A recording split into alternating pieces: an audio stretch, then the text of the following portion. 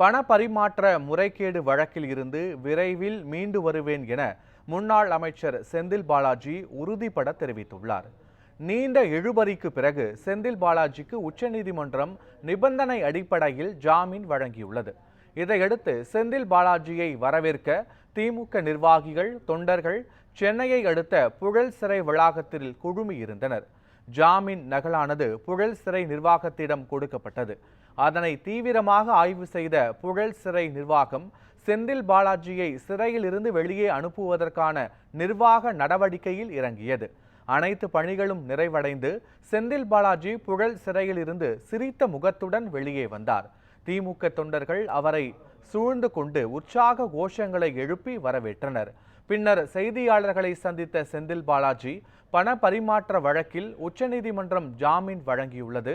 இந்த வழக்கில் இருந்தும் மீண்டு வருவேன் என திட்டவட்டமாக கூறினார்.